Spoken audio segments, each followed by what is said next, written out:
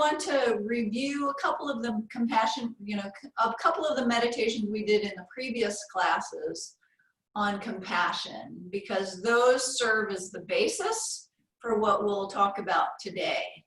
So we'll remind ourselves of those other meditations, and what we're trying to do is generate a specific state of mind in each of those meditations. And then, and then that's a good foundation to meditate on actual compassion, which we'll do today. All right. So we'll sit comfortably in our meditation posture.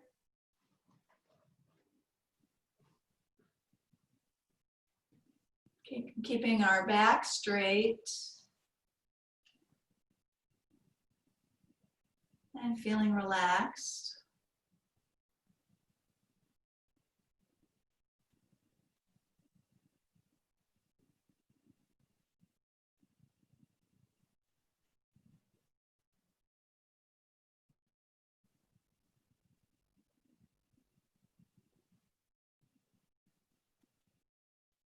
Allowing our breath to flow naturally, not trying to control it or manipulate it in any way, but just observing the flow of the breath.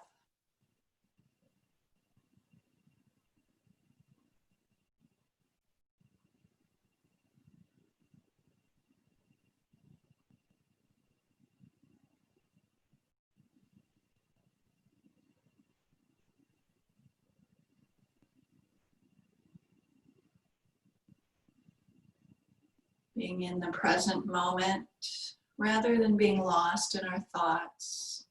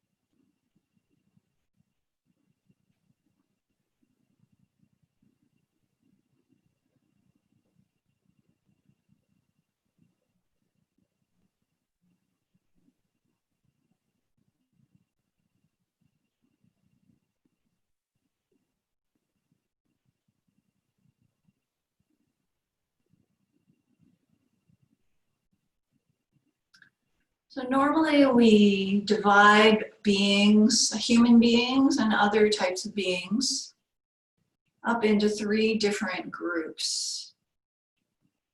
Our friend group, or those we care about. Then there's the difficult beings, the troublemakers in our lives, the challenging ones in our lives. Those who bug us or annoy us or who have hurt us. And then everyone else, the strangers or the neutral beings that we don't have particular attachment to or aversion to. We actually don't think about them much.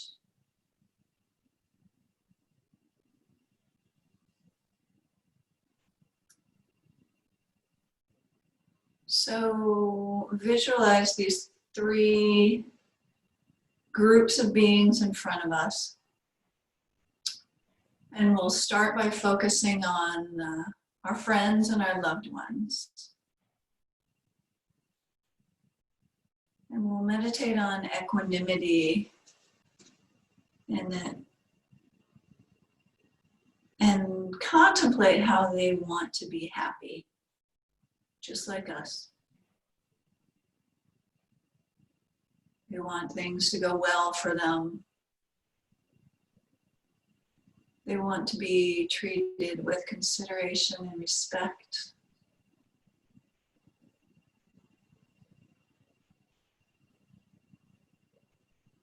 They want to be seen and understood.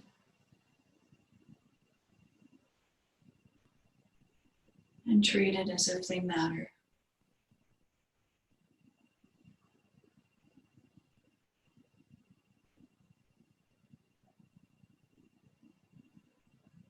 And see if you can feel that in your heart, rather than just up in your head. And how they don't want pain and problems. They don't want to be mistreated or disrespected,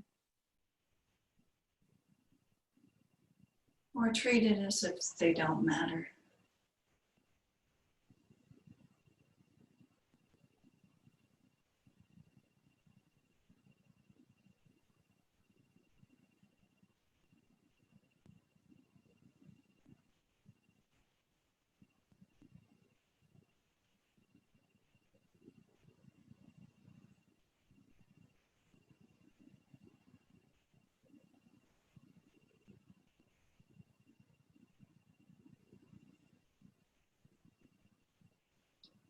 And then shifting our attention to a group of strangers or neutral beings. So these might be the people in the grocery store, the people on the road, the animals, the fish, the insects. Yeah, it's really most of the population, people in other cultures, in other countries, of other races.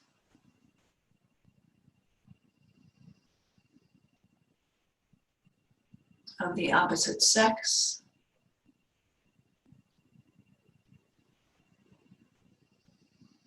And think how, just like me, all of these beings want to be happy. They want to feel safe.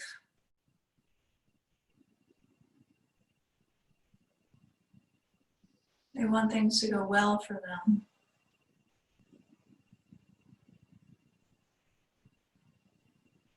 They want to be treated with respect and consideration.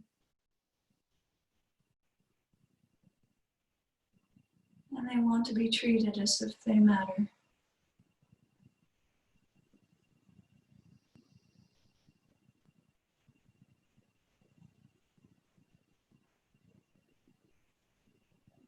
And similarly, they don't want pain and problems.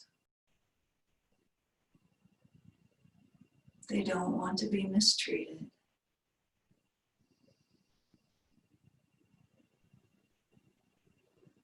And they don't want to be treated as if they don't matter.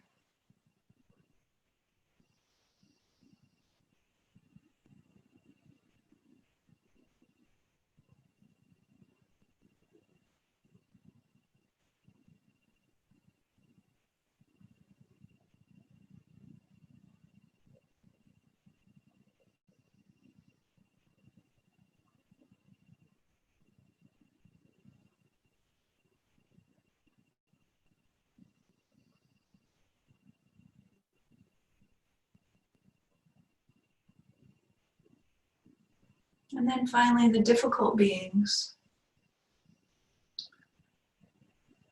Those that annoy us. Those that get us angry. Those who have mistreated us.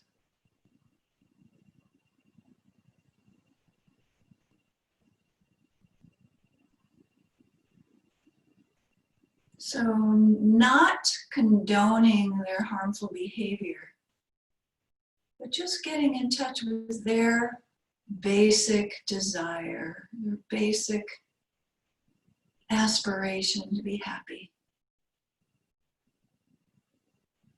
Right, to see their humanity, how they want things to go well for them. They want to be treated with consideration and respect.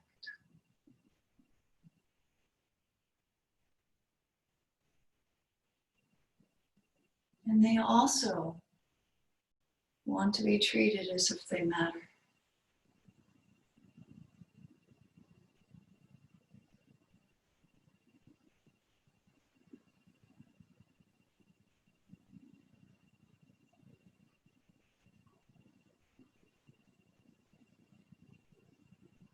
And they don't want pain and problems. They don't want to be mistreated or looked down upon.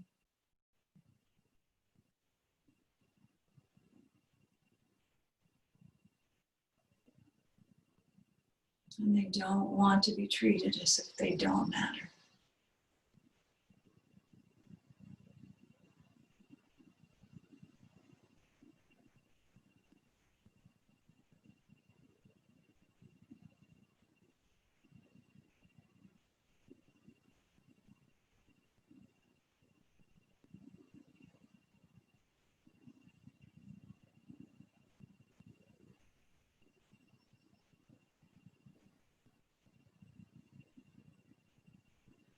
So all beings are the same in this fundamental aspiration.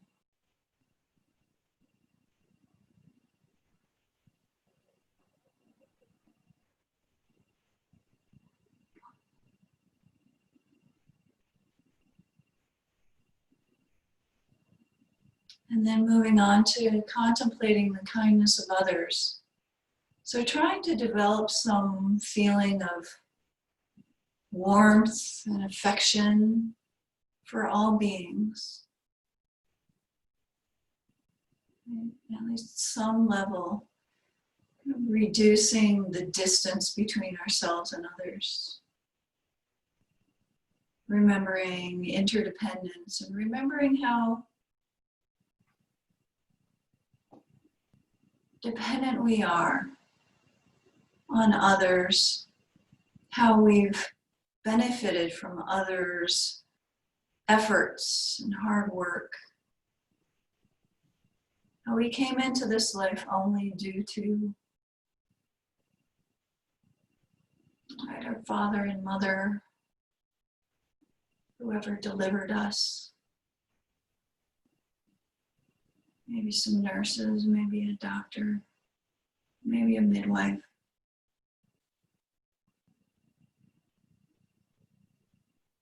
And when we came into this life, we were utterly helpless. We couldn't do anything ourselves. We couldn't bathe ourselves or feed ourselves. We couldn't walk. We couldn't talk. If we were left alone with no one to care for us, we would have died.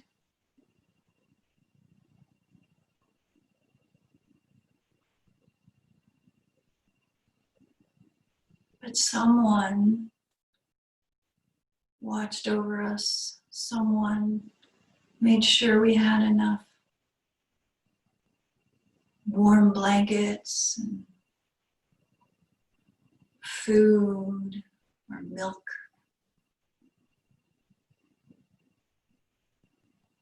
Who made sure that we didn't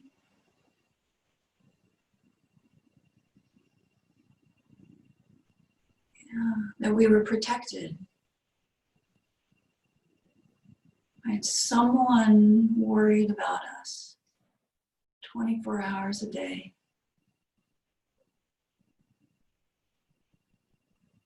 Bathed us and fed us.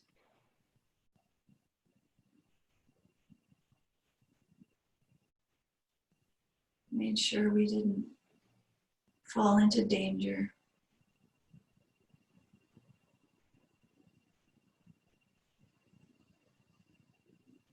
Lost sleep over us. and often put our needs in front of their own.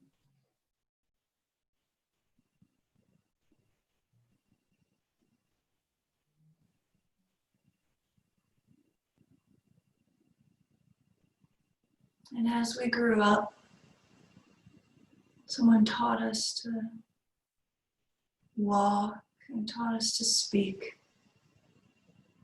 taught us to read, right? Taught us everything that we know.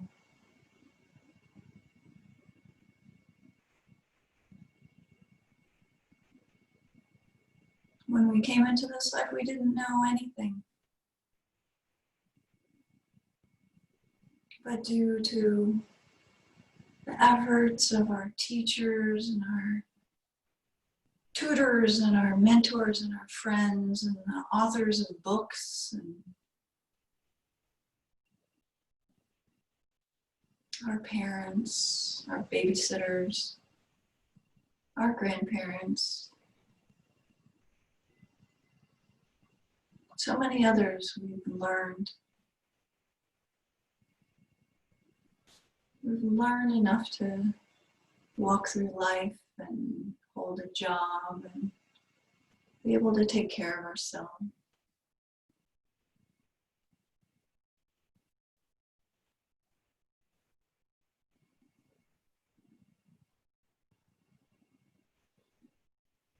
And others also provide us with all the comforts that we enjoy.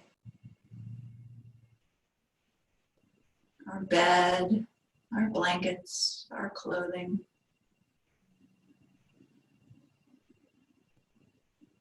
Our cars, our home, our electricity, and our running water. Our hot shower, our smartphones. It goes on ad infinitum. Every aspect of our lives. Yeah, others have contributed to. Countless others have contributed, directly or indirectly, to our comfort, to our safety, to our quality of life.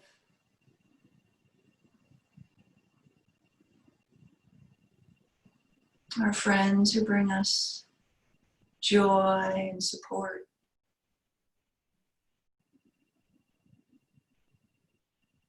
Our families who are there for us, even in difficult times.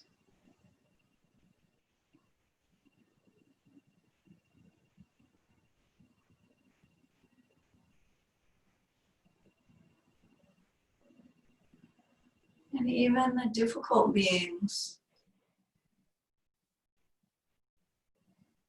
can be helpful for us.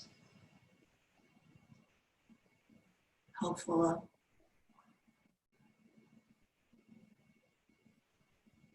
as growth experiences to teach us the difficult lessons that help us to grow and learn.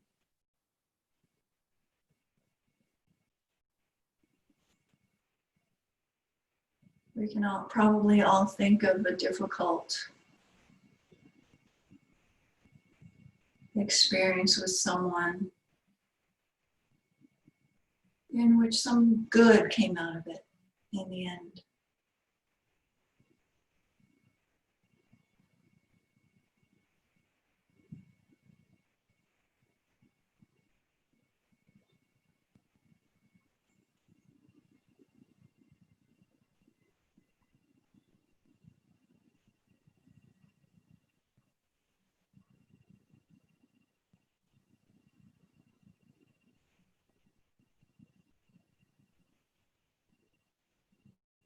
The more we think about the kindness of others, how much we've benefited from others' hard work and support, gradually our hearts start to soften.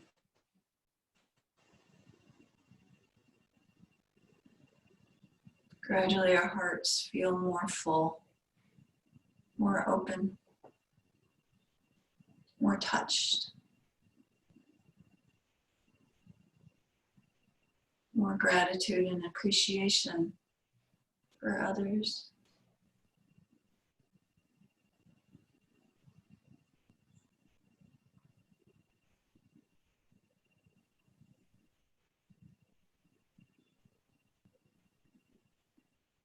So kind, so kind.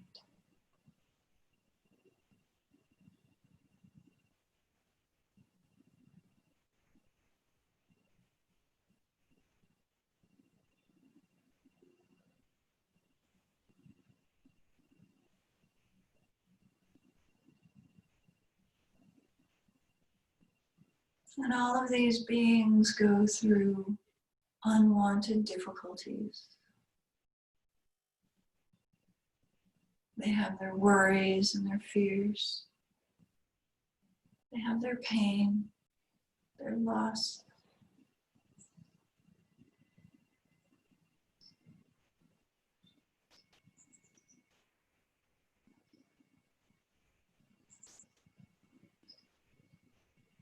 So developing a wish, develop our own inner qualities more and more.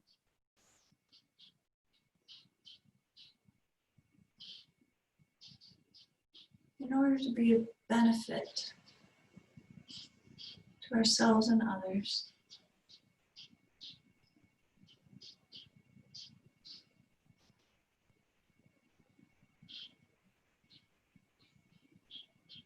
To help remove their pain.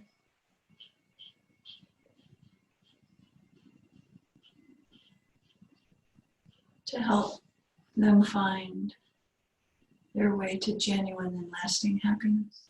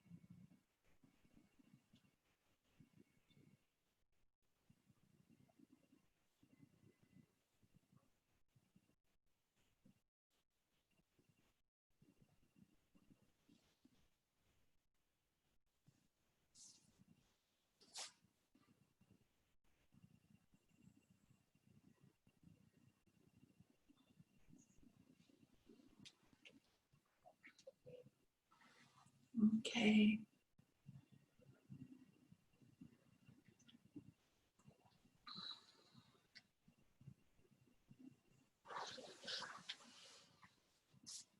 So in this class, we've been talking about compassion and bodhicitta. And to develop, the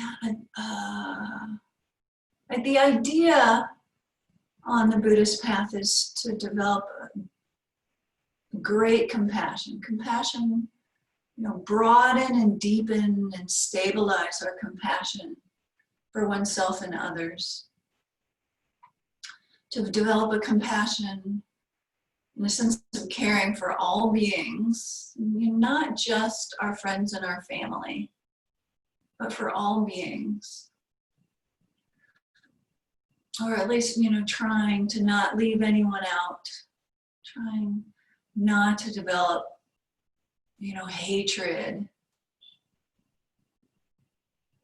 or deeply ingrained resentment toward others. Trying to soften the heart and develop a sense of caring for everyone that we come across. And this is considered the most important quality to develop on the spiritual path. Well, even, if we have, even if we have no spiritual path, it's the most important human quality, is to develop, that sense of caring and kindness for others. It's that sense of compassion for others that doesn't harm others, right? Doesn't lash out, right? Doesn't try to hurt others, right? Even when they hurt us, even when they're doing things that we think are wrong, even when they're holding opinions that we think are wrong or bad or harmful, right? Trying to keep a sense of their humanity, keep a sense of they're a living human, living, feeling being who wants to be happy. And if they're engaging in harmful behavior, then trying to stop the harmful behavior, not condoning the harmful behavior, but keeping a sense of their humanity, right? Keeping a sense of caring toward others. That's so lacking in this world. It's so, the problems in the world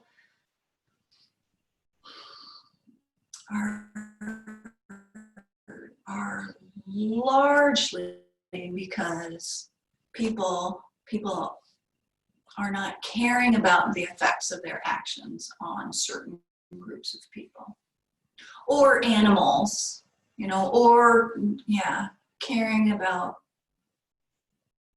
right, developing the sense of us versus them, and then putting them, those others down, or oppressing those others, or looking down on others and not treating others with respect. So many of the problems in the world, right? The wars,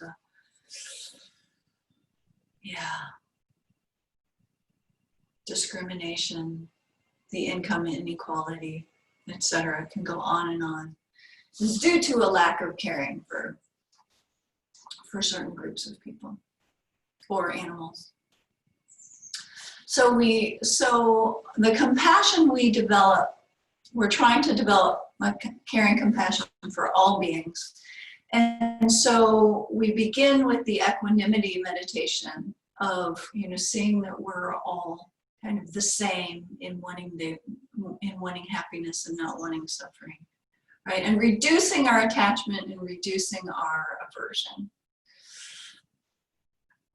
And then compassion, in order to develop compassion for others, right? Compassion being the wish for beings to be free from suffering. So if we contemplate others' suffering, if we really care about them, right? If my parents are suffering, or my partner is suffering, or our kids are suffering, or our dear friends are suffering, then we develop spontaneous, genuine, deep compassion for them, right? And we can't bear their suffering, right? We can't bear it if our loved one gets cancer, right? Or is in the hospital, right? We can't bear it.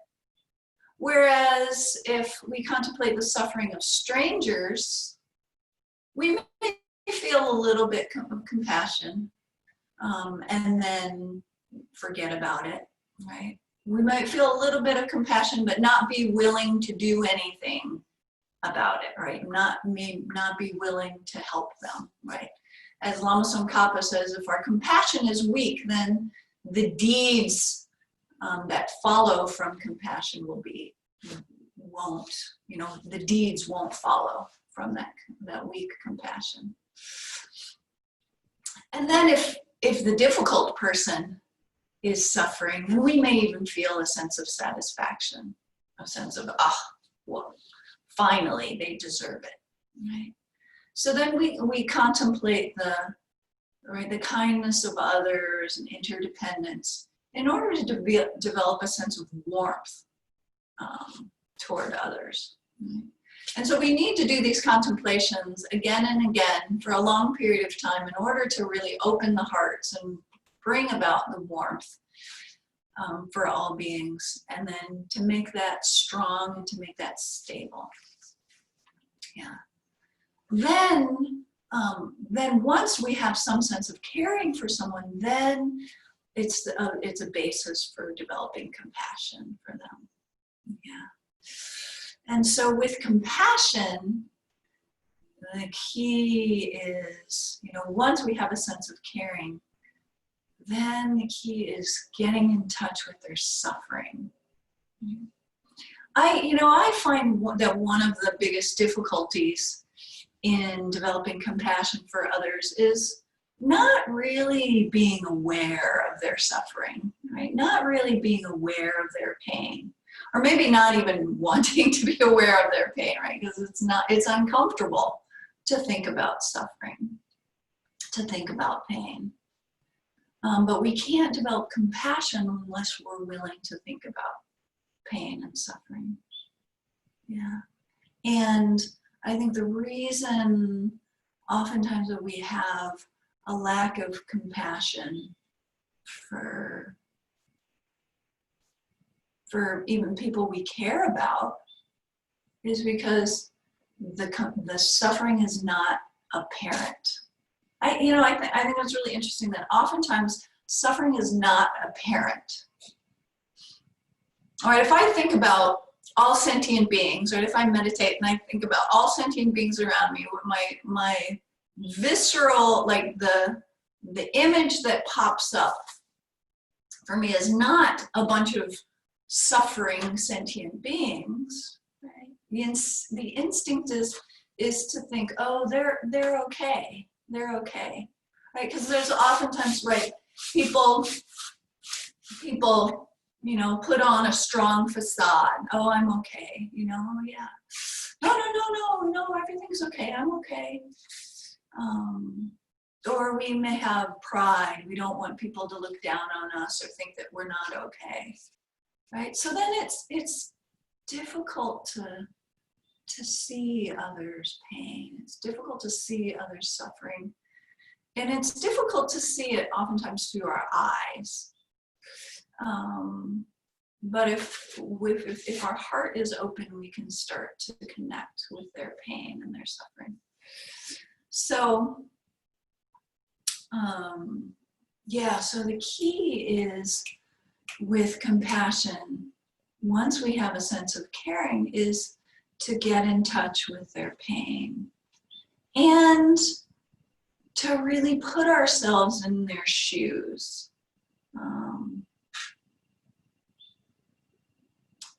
Try not to see their pain from a distance. Like, you keep your pain over there, right? But trying to really imagine what it would be like, right? What it would be like to be, right, like an old person. Like, I think about my mom, and, with elderly people, oftentimes they can be quite stubborn and they can be quite difficult. But then, and then I can get irritated. It's like, oh, come on. But then if I think about what it would be like, right? How it would be to be an old person, right? To be, have your body falling apart, to not be able to be independent anymore, to be, not be able to go out and do what you want, to watch all of your friends, are dying, or, to have your body constantly in pain, or to need someone else to, help you go to the bathroom, right? Where you can't go out anymore, you can't, Yeah, you can't do anything except watch TV all day long. Right? And how hard that would be, you know, to not have anything else to look forward to in your life, right? That you know the rest of your life you're on a decline and you're becoming more and more dependent on others, right? We like to be independent. We like to you know, have power in our lives, control over our lives. And an elderly person has less and less control. Right? And so the more we think about their pain, right, the more we think about how difficult they are and how annoying they are and how stubborn they are, the more annoying, you know, annoyance comes up in our minds. But then the more we think about how painful it is, how hard it is to be in their position, to, you know, how,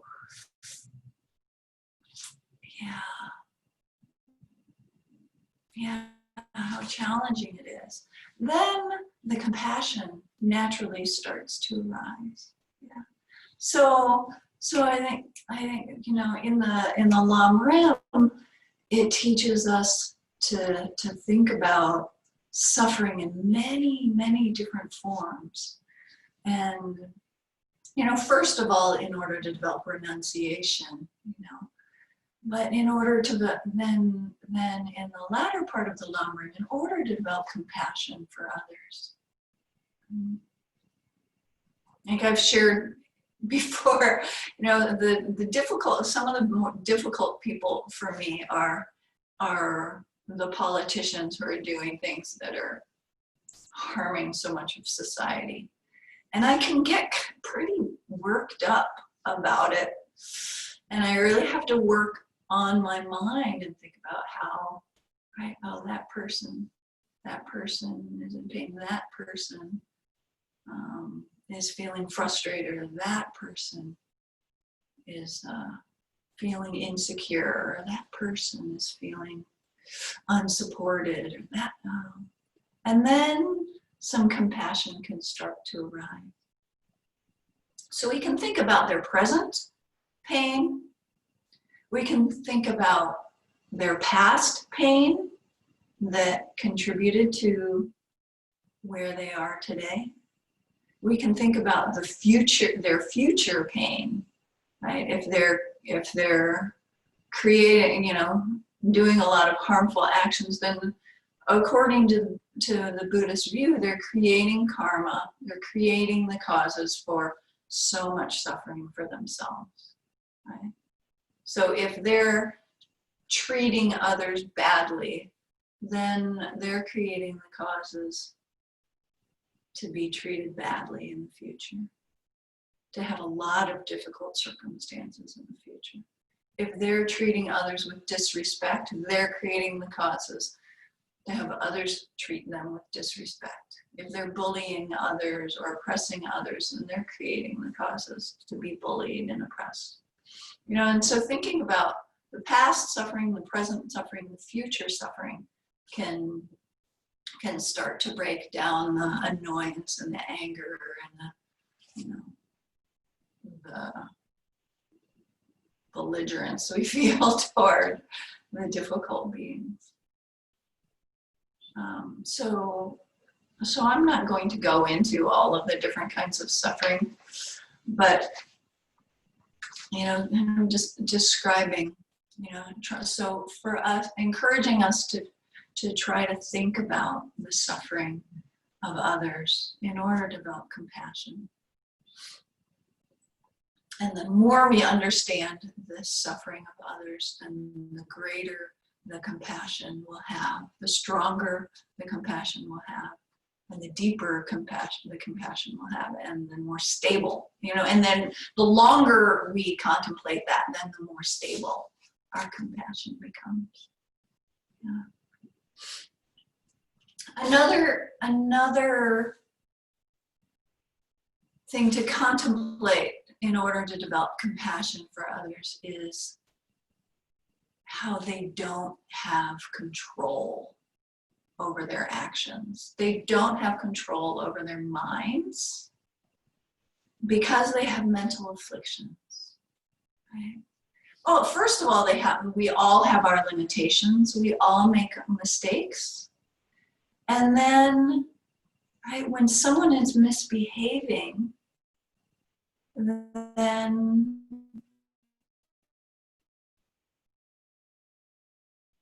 they're under the control of a mental affliction, right?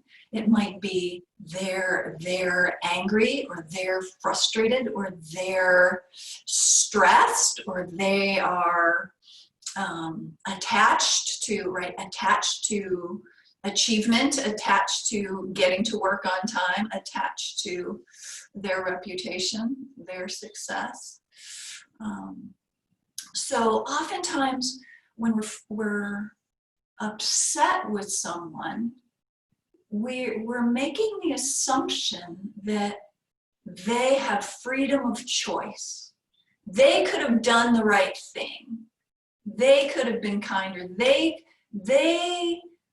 had total freedom of choice, and they decided to misbehave.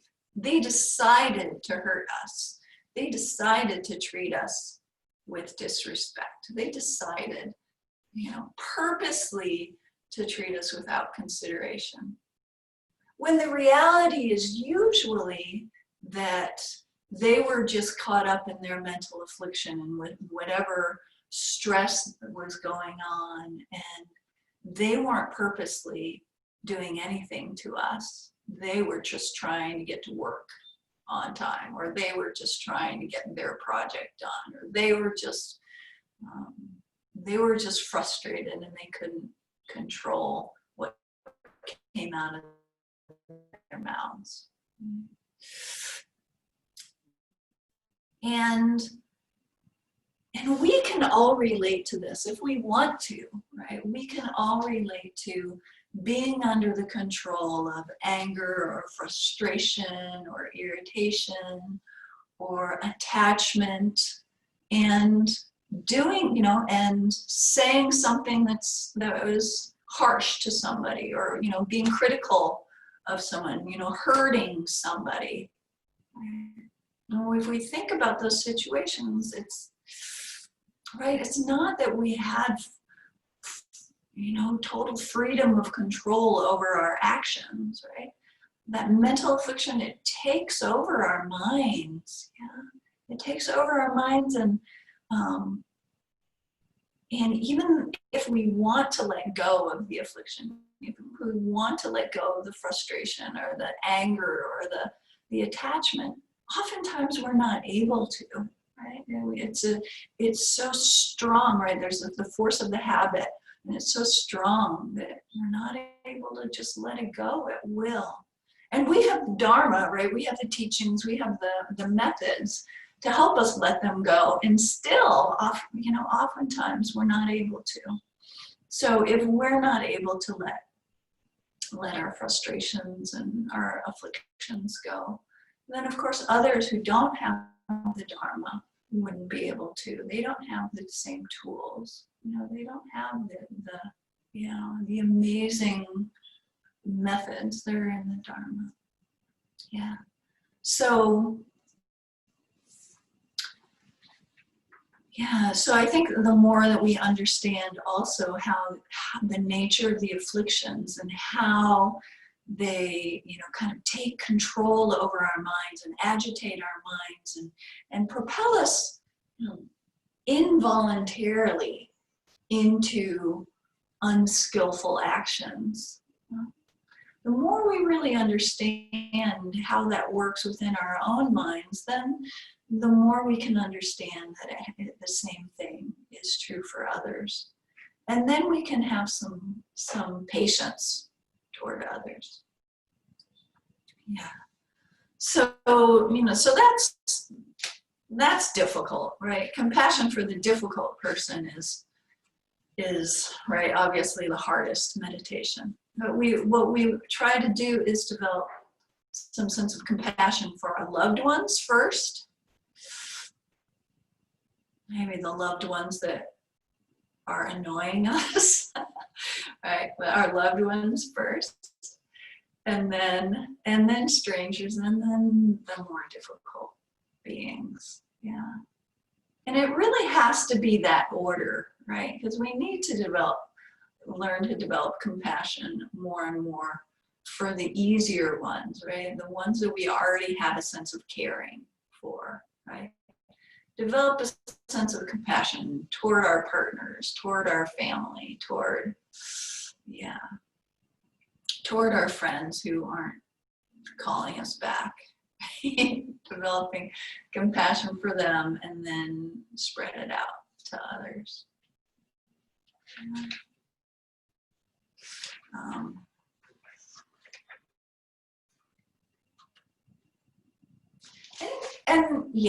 Any questions on that? Oh, and the last thing is just a reminder, right? We're having compassion toward the person, not toward the behavior or the action, not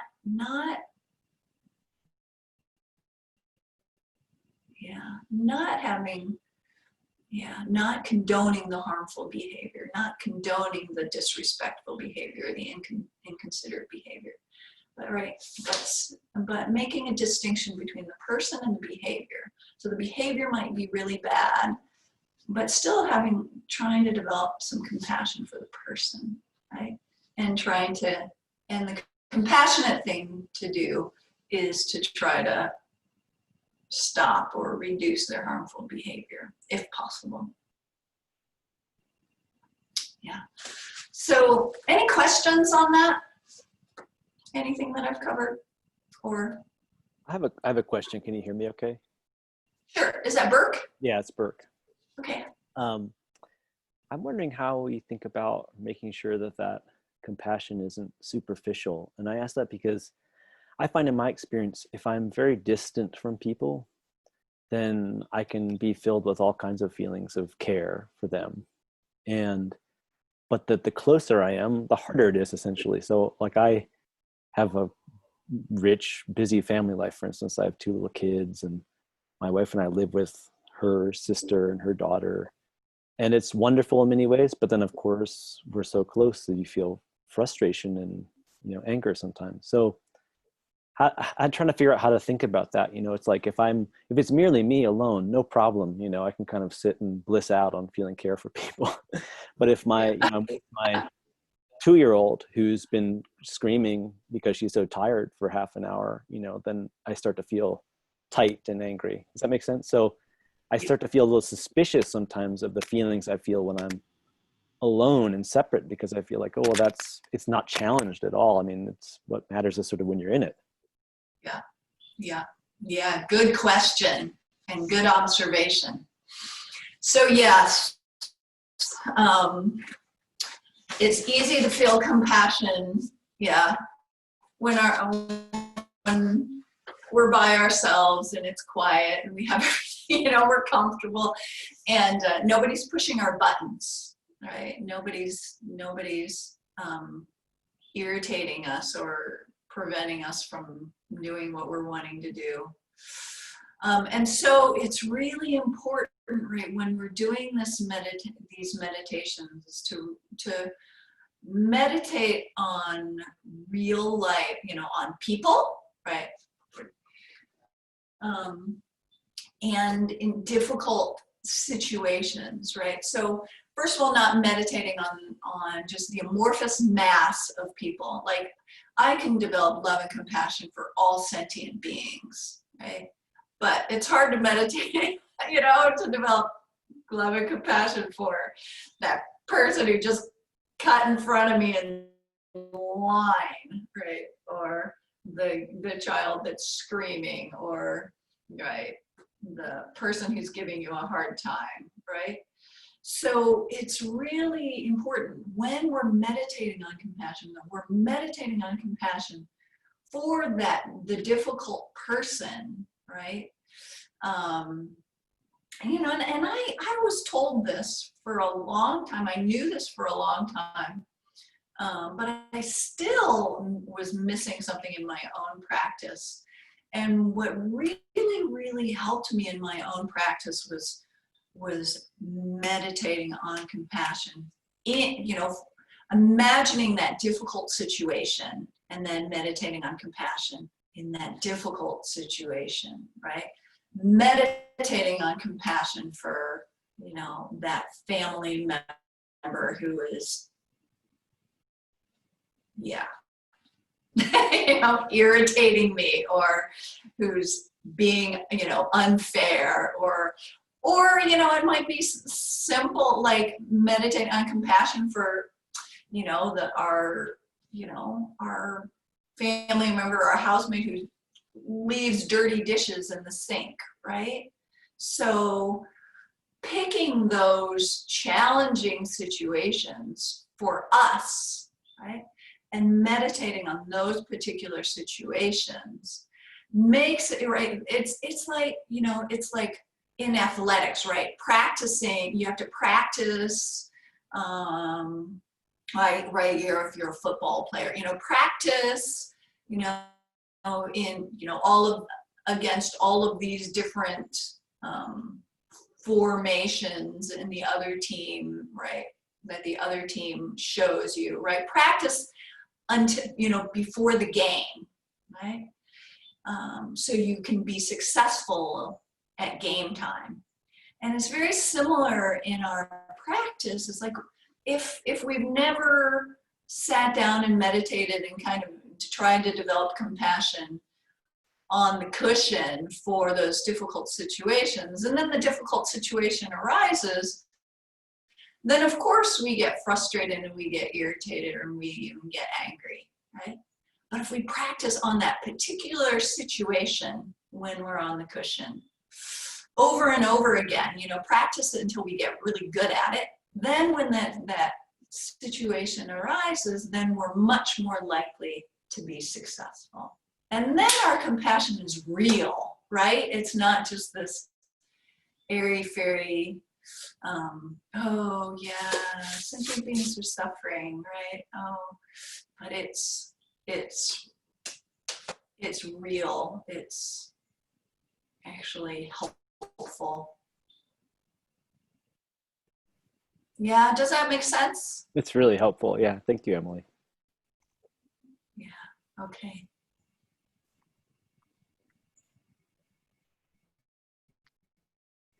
Anybody else? Hi, Emily, it's Heather. I had well, first of all, one of the things, like every time that you teach, my head gets spinning in all sorts of wonderful directions. Something you said about making suffering's not always visible really resonated for me. In my own life, I shared that I lost my husband in March, and in one of the grief books that I was reading, this might make me cry. It was saying that if you have had sustained a physical injury of the magnitude of the emotional injury that you sustain when you lose a loved one like that suddenly, you would be in the hospital in very bad shape, and it would be very obvious to people.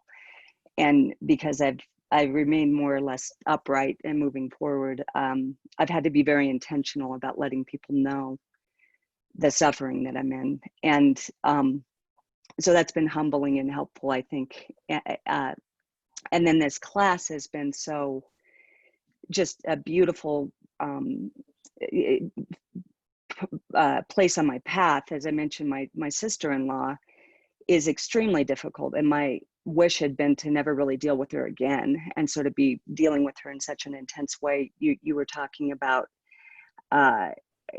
it's been helpful to be able to, I can see very clearly that she is very disturbed and just in a constant reactive mode. And I do have deep compassion for, I think, I have the Dharma, I have my Buddhist therapist, I have my sober community, I have all of these tools that I can call upon to help me get through the day. And she doesn't really have any of that. So I have great compassion for that, and sincere compassion. And yet I struggle with, like, the concept of bodhicitta, and how does that kind of like interact with codependence, where it's like I'm not drawing healthy boundaries, and You know, there's the example of like a true bodhisattva can cut off his arm like a carrot and it doesn't hurt. Well, that's not me.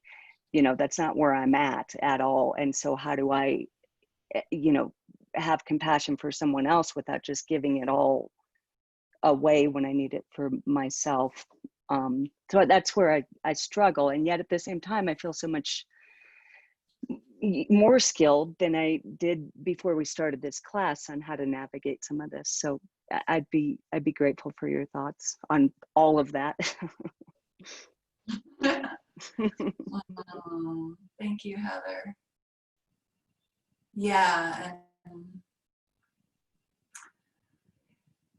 and you're losing your husband, and that must be terrible, terrible grief.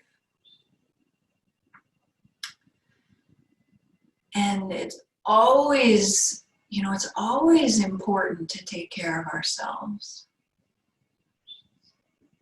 And especially, right, given what you're going through right now. Right? So having compassion includes having compassion for ourselves. You know, understanding where we are and what our limits are and what we need. And a healthy amount of compassion is, you know, right, not becoming obsessed with ourselves, right, or preoccupied, you know, or thinking that our needs are, you know, more important than everybody else's. But we need to have compassion for ourselves, and we need to be really realistic about where we are and what our limitations are. You know, oftentimes we expect ourselves to be these high-level bodhisattvas, you know, like the teaching of the bodhisattva who can cut off his arm and give it to somebody else. You're right, we're not there. You know, you're not alone. That's a teaching for a high level bodhisattva who's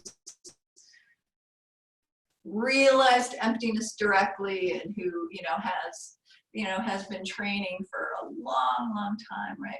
And we get into trouble when we expect ourselves to be at their level, right? We get into trouble when we compare ourselves to the high-level bodhisattva and think that we should be there, and then we're hard on ourselves. So it's important, really, you know, to develop in a healthy way on the spiritual path. It's really important to accept, you know, be realistic about where we are and accept where we are, and being happy with ourselves where we are. You know, we're on the path, we're working, you know, but we're on the early part of the path, right? It's I'm trying to think of an example. Like if we're, like my brother's a rock climber. So if we're a rock climber, you know, it's super important, right, to know, like if you're a beginner at rock climbing, it's super important to know that we're a beginner. You know, I'm a beginner at rock climbing, and I'm capable of climbing the rock climbing wall at the gym, right? And I'm not ready for Half Dome at Yosemite, right? And if we're unrealistic about our capabilities, we can really hurt ourselves, right? And it's similar on the spiritual path, right? So, you know, so developing love and compassion for ourselves, you know, building a nice, really like building a sense of a healthy sense of, you know, well-being for ourselves, before we can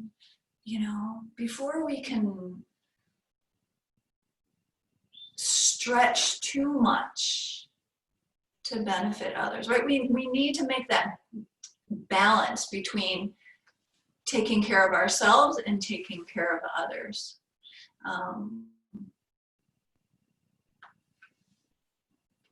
I think we need to practice the Dharma in a way that we can flourish, right? If we're practicing the Dharma in a way, right, we're practicing, let's say, compassion in a way where we're constantly depleting ourselves, and then we get easily impatient, then we get easily frustrated, then we get easily angry if we're not taking care of our own genuine needs. Yeah. So traditionally, you know, in Tibet, people would practice, right? Right. A lot of times people would do retreat, right, to build up their own inner qualities before, before going out and, trying to work with others. And our society is different, and right, when we're trying to work with others at the same time as building up our own inner qualities. But so I would say really, really being realistic about where we are and setting those healthy boundaries. Yeah. But first we have to see what our limits are in order to know what that boundary should be. But I know that early on in my Dharma career, I was really idealistic. I mean, I tended toward idealism anyway, but I was really idealistic. And during my intensive studies, for many years, I was studying in a Dharma community and living in a Dharma community. And there's a lot of drama in Dharma communities and people who are having a hard time. And I was trying to help somebody that was really beyond my capability. That person needed professional, psychotherapeutic help. And I was trying to be there. And it wasn't good for me, and it wasn't good. I mean, it was helpful in certain ways for myself and the other person. But in the end, what that person really needed was professional help. So being kind, but also setting the boundary, setting the boundary. And, my teacher during the 7 years that I did study was Geshe Jumpa Gyatso. And he was, and living in the same community with him, he was an amazing role model for me in that he was completely a bodhisattva. He had an open door policy and people could come in and ask him questions and all the time. But he also set his boundaries. I jokingly tell my friends sometimes, Geshe Jumpa Gyatso, when you go and see him, it would be very clear when it was over. He would say, okay, ciao. And so he set his boundaries, like, okay, you couldn't stay there and, and complain to him for hours. He'd say, okay, ciao. Or the other thing he would say is, and then, you'd be complaining about something and then he'd say, and then, it's like, next. Right? So it was done in such this good-humored and warm and kind way that you weren't offended, but you knew, okay, I can't overdo it with this person, right? And I think that that's incredibly skillful, and I think that's what we all need to learn how to do in order to have a healthy growth and learning on this path.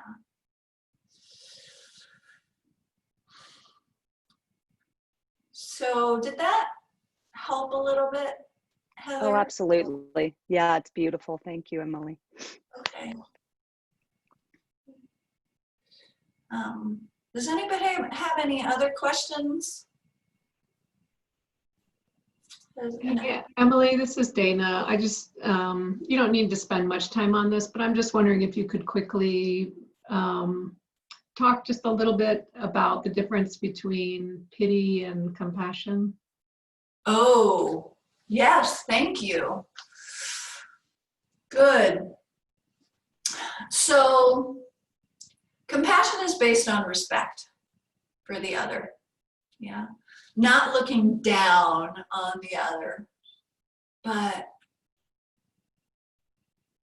treating the other person with respect, considering that other person with respect. Pity is looking down on them, thinking, you know, I'm the good one here to help you, the poor, suffering one. But compassion, you know, opening our hearts and caring about them, having respect for them. And ultimately, compassion is about, right, like the old saying, right, helping others help themselves, right? It's not doing for them, right? Oh, and I you know, back to Heather's question, I forgot to address the whole codependence aspect of your question, right? So we're not, yeah, right, we're not enabling others to continue their unhealthy dependence. We're not enabling others to continue their harmful behavior, right? Compassion needs wisdom, right? It needs respect for the other, like caring for the other, respect for the other, and then wisdom in knowing how to actually help them help themselves ultimately, right? Teach, right? Teach them what they need to know. Well, teaching is tricky. It's right. Helping others is very, very tricky, right? It's to do it effectively, we need to have wisdom and we need to get out of the way, right? Helping others cannot be about us building ourselves up, right? It can't be about building up our own ego and making ourselves feel better, right? Helping others really needs to be about what is helpful for them. You know, our focus needs to be on what is truly helpful for them, right? And I have to say, I probably shouldn't say this, but I have to say, you know, like the American way of going into other countries and helping other countries is oftentimes the pity thing, like I'm going in and I'm taking over and I'm going to do this for you guys, right? And not helping the communities, you know, help themselves, right? Not teaching the communities how to sustain themselves and grow themselves. And it's similar on an individual basis, right? We need to try to help others with what they, you know, what they actually need. What do they actually need versus what do I feel like giving, right? But what do they actually need? It's like listening to them, seeing them, treating them with respect, right?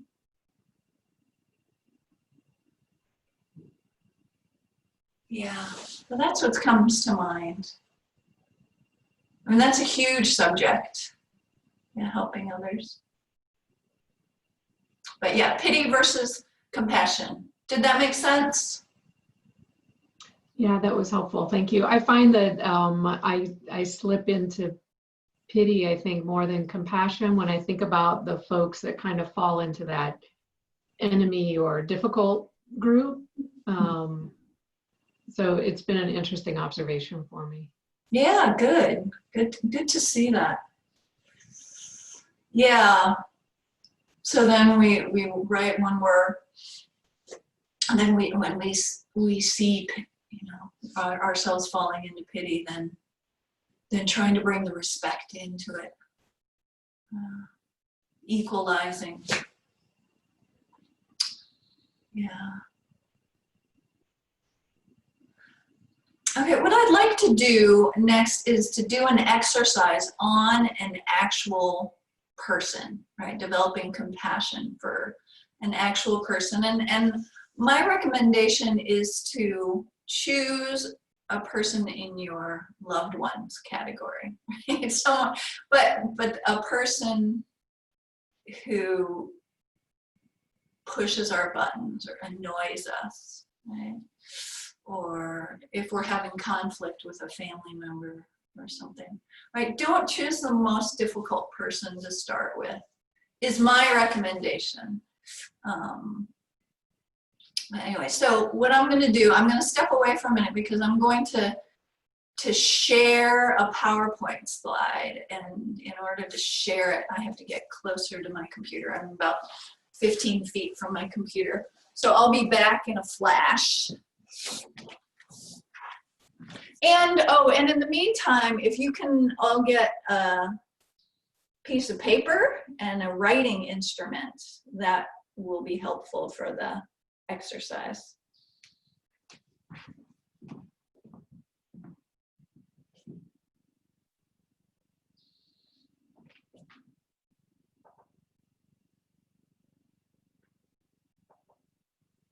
Oh, I can't share.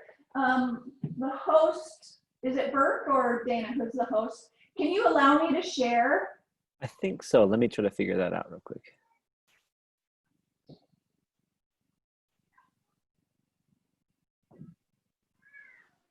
Is there a security button down at the bottom, Burke? It might be down there. Okay.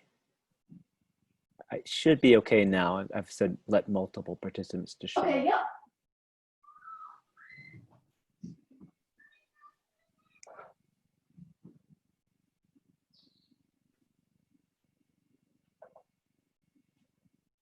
Okay. So can people see that? Oh, and you know, I forgot to. Yes. Okay. So I have 3 slides for this. Actually, I'm going to talk to the slide without being in front of the camera because I can't see the slide if I'm in front of the camera. So the beginning. So choose a person. I always think this exercise is helpful. So choose the person, and right. So try to imagine what that person's situation was or is. What are their stresses that they were experiencing? You know, to the best of your ability, try to imagine that. Think of, you know, what, as well as what kind of limitations you think they may have that prevent them from doing what we think it would be correct or appropriate. And are they or were they under the control of an affliction, right? Attachment or frustration, anger, jealousy, etc.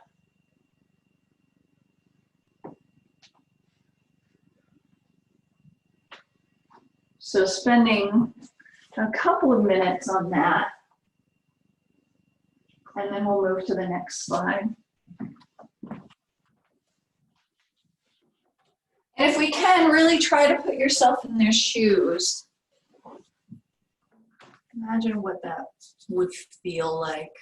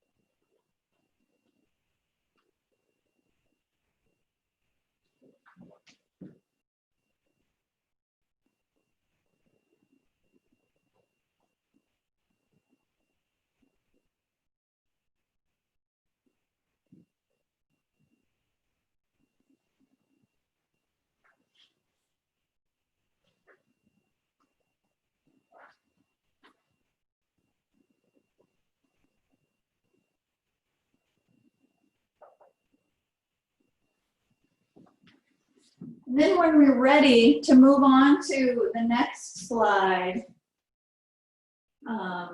so what might they have been feeling, right, when they were misbehaving or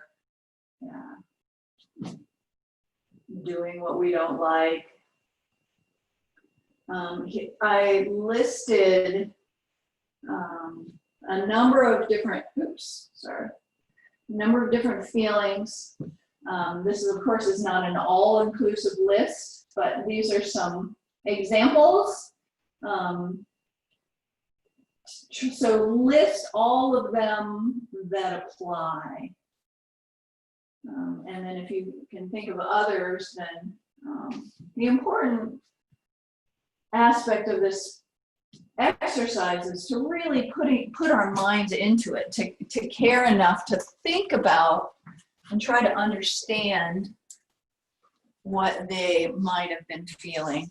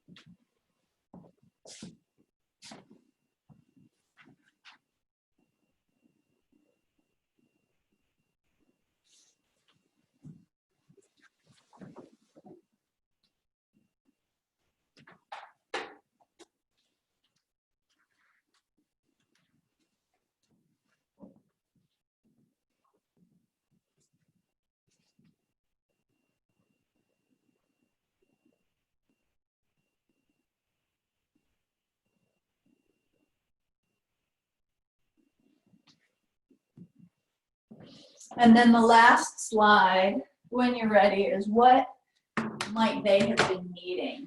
Maybe they were needing reassurance, maybe they were needing cooperation, maybe they were needing support or understanding. So also list all that apply and any that you can think of that are not on this list.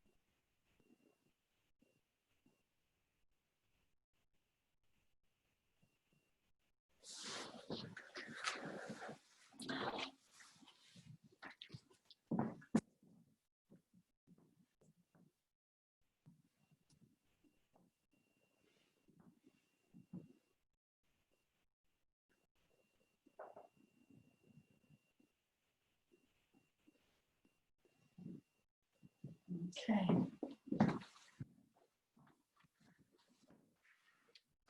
So since we have just a few minutes left, I thought we would just end with a little bit of Tonglen meditation.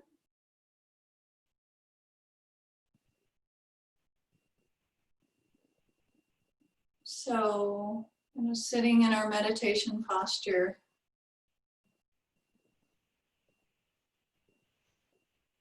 So this is a taking and giving meditation. So,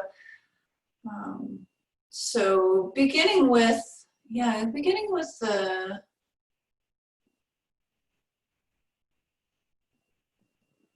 actually, let's begin with an easier person, someone that you easily feel warmth toward.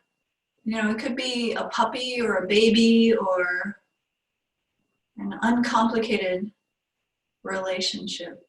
Someone that just opens our hearts.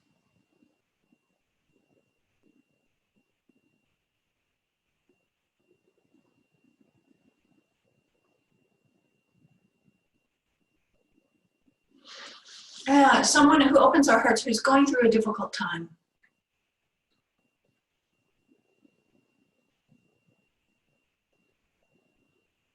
And imagine their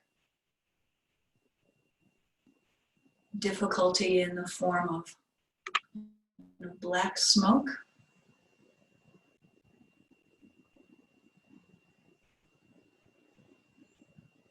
And breathe in and imagine taking that pain or difficulty or stress away from them. Their loneliness or their frustration.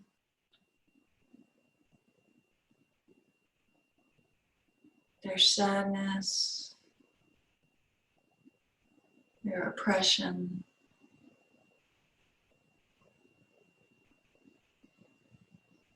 Whatever, imagine breathing in and taking away that suffering in the form of black smoke. And if we'd like, we can bring that into our hearts where there's a rock of the self-centered mind there. The black smoke goes into that rock of self-centeredness and shatters that self-centeredness. The black smoke turns into beautiful, soft, golden light, filling our bodies. And breathing out and giving them, imagine giving them whatever they need. Love or support, safety, good health.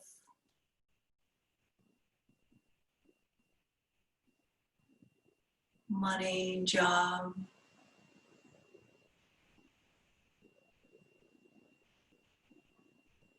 Breathing in, taking away their suffering, their pain, their fear, their sadness, their despair, their physical pain,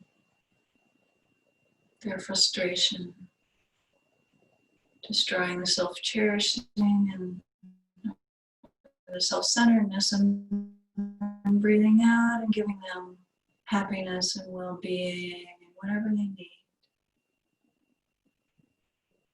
Breathing in, taking away all their pain, their suffering, their frustration, their sadness, their fear,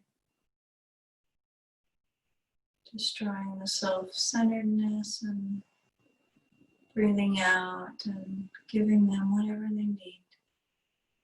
Love and support, security, good health.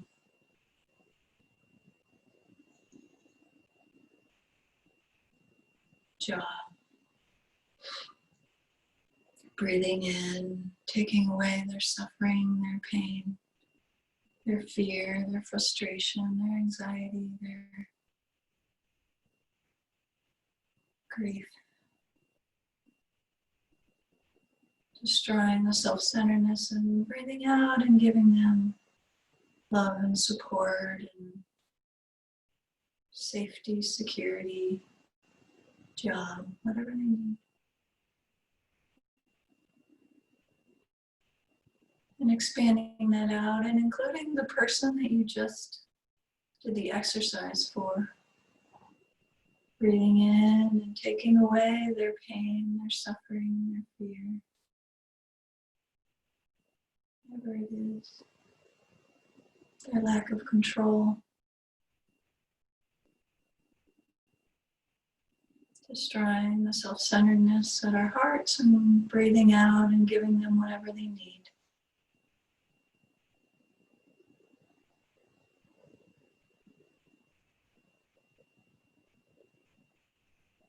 So we'll do this quietly on our own for a few minutes.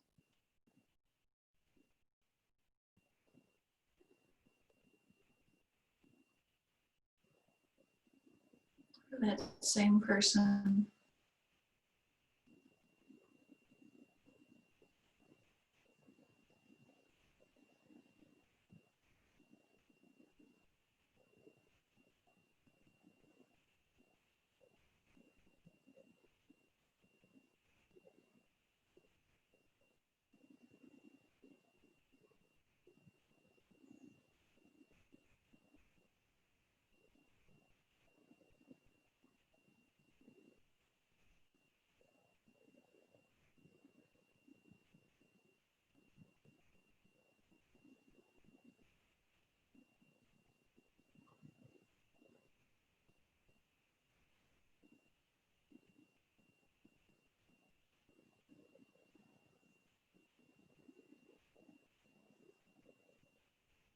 And see if I can expand that out to include all beings who are experiencing something similar, a similar pain, a similar stress.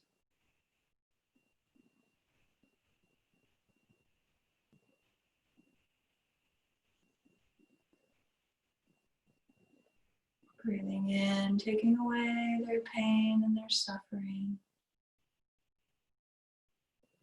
their fear, their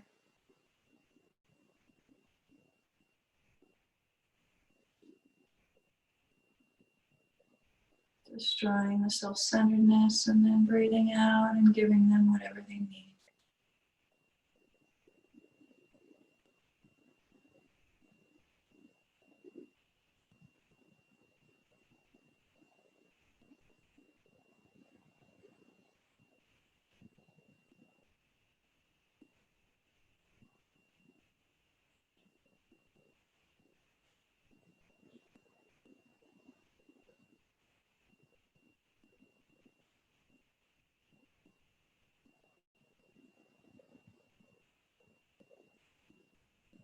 And then expanding that out to include all beings everywhere.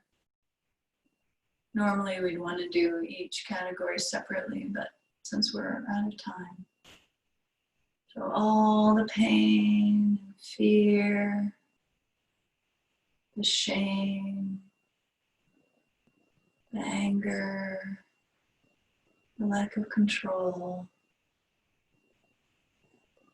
the oppression, the sickness,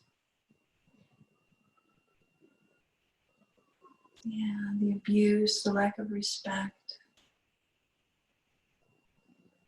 Breathing it in and taking it away from all beings, destroying the self-centeredness, and breathing out and giving them safety and security and love and support and good health, good job, whatever they need.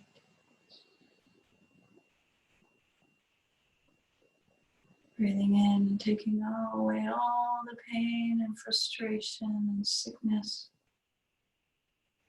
loss,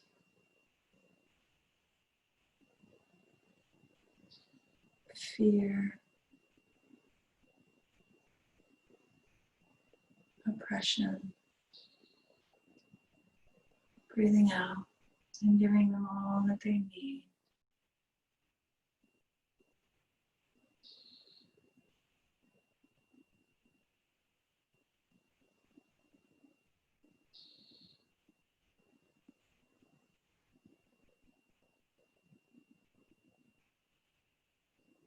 through this merit and positive energy that we've created. May the compassion and caring grow more and more in our minds.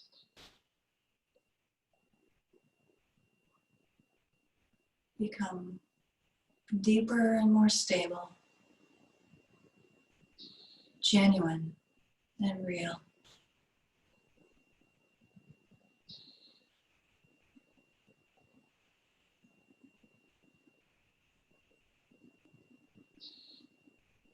And may we be of greater benefit to others, accomplishing our highest potential.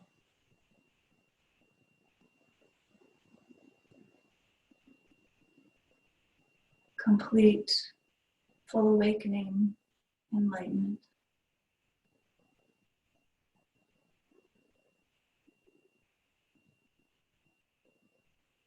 In order to bring more peace,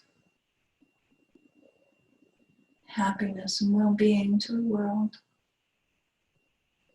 to all beings, bringing them genuine, lasting happiness.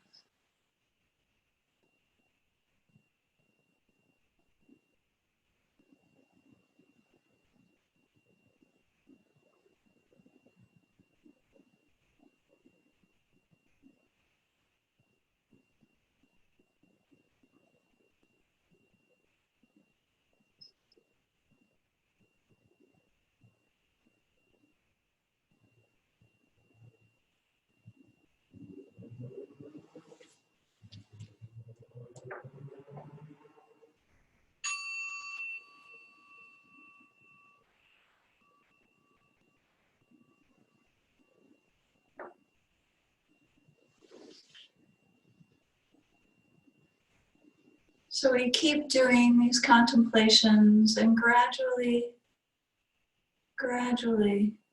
over time, the compassion will grow more genuine and deeper, more stable. Geshe Soka says it may take a long time to get there, but you will get there if we keep at it. Right? It's hard. Right? It's hard to keep the heart open and to grow the compassion. I think bodhicitta is much harder than emptiness, to actually realize. I think it's the hardest thing. So not getting frustrated, not getting discouraged, but we'll just keep walking the path, and we'll eventually get there. All right, so good luck. Thank you very much, and have a good week. Thank you, Emily. Thank you, Emily. Thank you, Emily. It's just wonderful.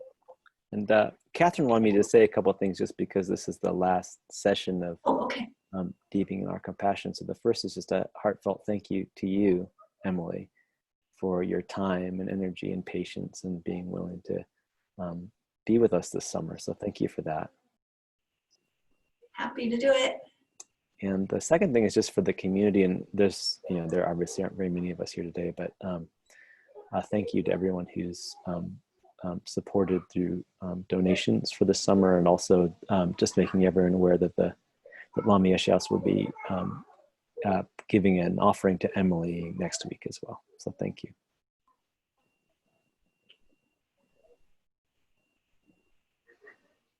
Thanks Thank you for both. All right.